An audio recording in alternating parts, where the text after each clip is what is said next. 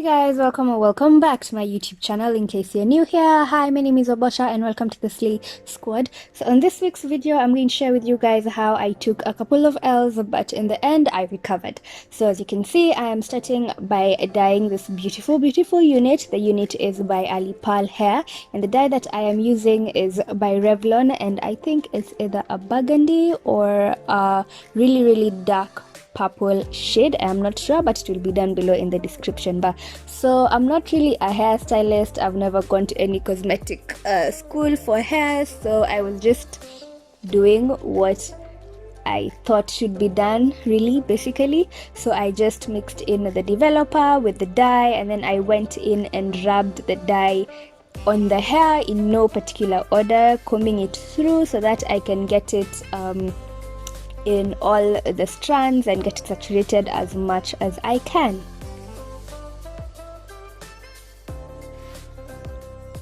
So this is the hair after I washed out the dye, and as you can see, there was clearly not much change. Well, when the hair was completely dry and in natural light, you could see the red from so far, but yeah, it wasn't doing anything for me. I needed it to be a bit extra, so we had to move on to plan B.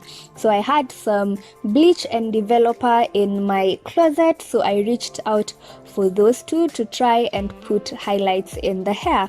So again, I have no idea what I am doing. This is not a tutorial, it is just a how I did this and this is how it turned out video. So I'm just grabbing random sections throughout the hair and I am putting in the bleach.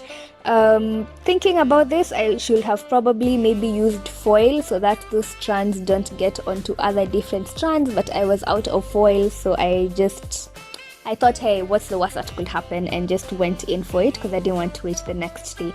So this is the hair after the bleach has been washed off, and as you can see, when it's combed back, you can almost not tell that it's dyed, because honestly I was a kidogo scared and didn't want to go in with too much bleach on the front, so the dye is more towards the back of the head, and you'll see that in a bit when I am blow drying it.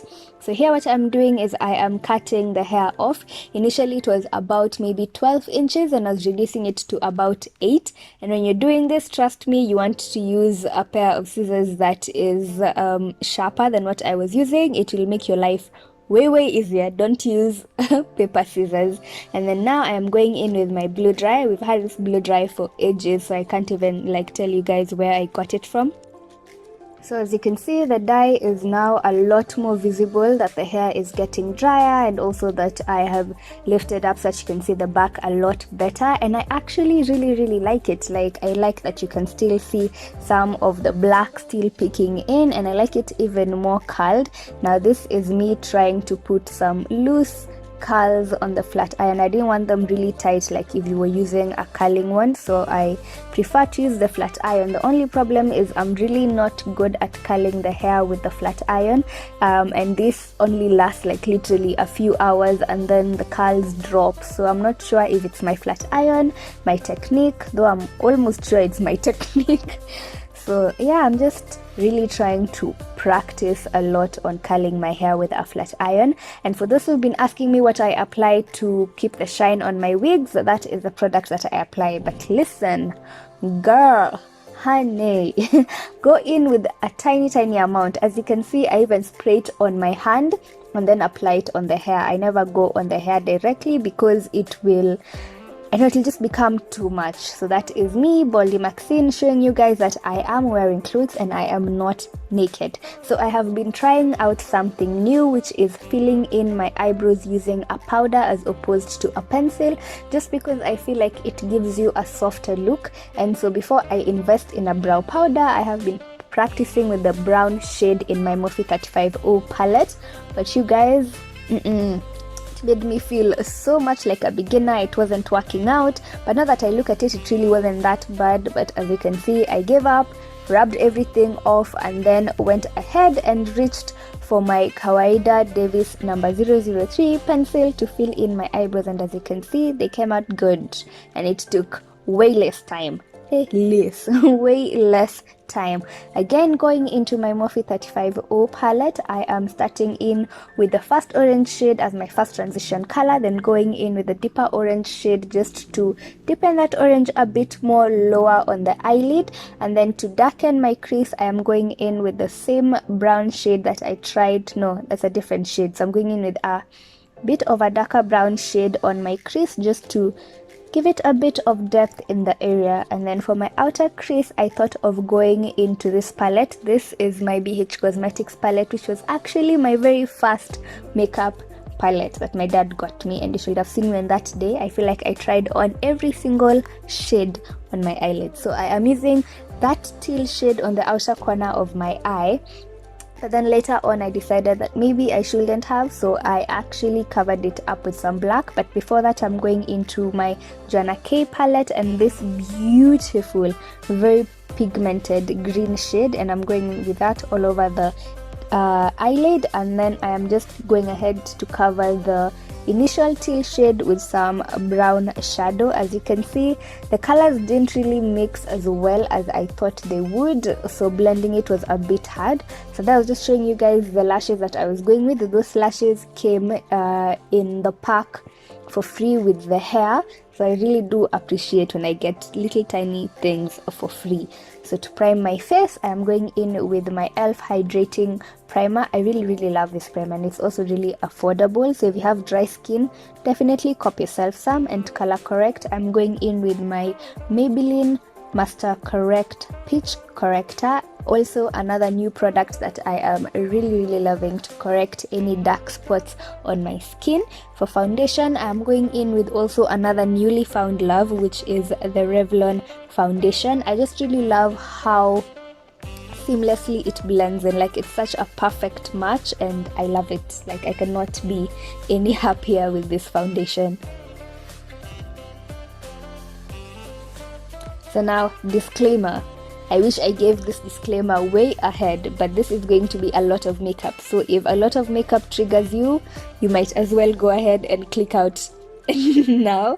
So I went in with my black opal stick foundations, the lighter one to highlight and the darker one to contour.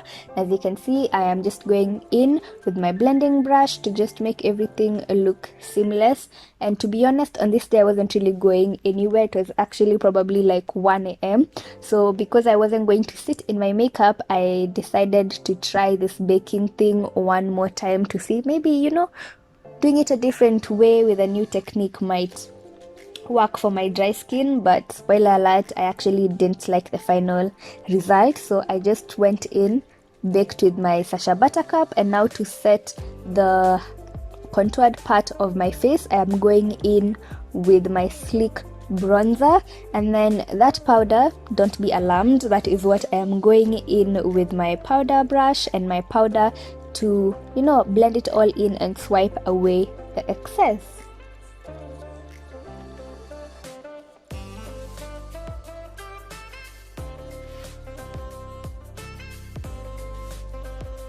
So the Maybelline powder did do a pretty good job with trying to blend everything in together, but I still felt very powdery after the baking. So I'm going in with my setting spray to try and just, you know, remove that powdery look from my skin. Then going back into my eyes, I am using my Maybelline Kajal pencil with argan oil to line my lower lash line. And after that, we are moving on to lips. This is also a new product that I am trying out. It's the Maybelline Super Stay in the shade 75, which is the shade Fighter. The shade on its own looks really good, and I can't lie, but then with this look I wasn't really feeling it, so later on I actually went ahead and removed it and just went with a clear gloss.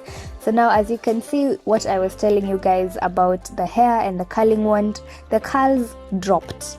Like they actually disappeared, and it's like I didn't put them at all. So that's why I was telling you guys that I really need to go back and practice a lot more when it comes to curling my hair with the flat iron, but I will get there, and when I do, you will know. Trust me, I'll be out here curling hair every single day. But all in all, I was really happy with how the hair came out and how, you know, natural it looked, as natural as a wig can look. So here is where I was telling you guys I wiped it off and then went in with my Fenty lip gloss. I just thought the lip gloss went a lot better with this eye look. And there we go, there is our finished result, looking very cute. So that is it for this week's video. I had to switch my camera towards the end because my main camera died, so I'm using my vlogging camera to wind up this video. I also had to switch my wig caps because this other one that came with the wig was a bit too light, so I'll have to put some foundation on it so that it can blend a bit better. But other than that, I am happy with my final look. I definitely need to practice a bit more when it comes to curling my hair with a flat iron, but other than that, I am very happy. Thank you so much for watching. All items mentioned in this video will be listed down below in the description bar. Don't forget to like, comment, share, and if you're new to this channel, please subscribe for new videos every week. Always remember to work hard and have good intentions. Until next time, bye.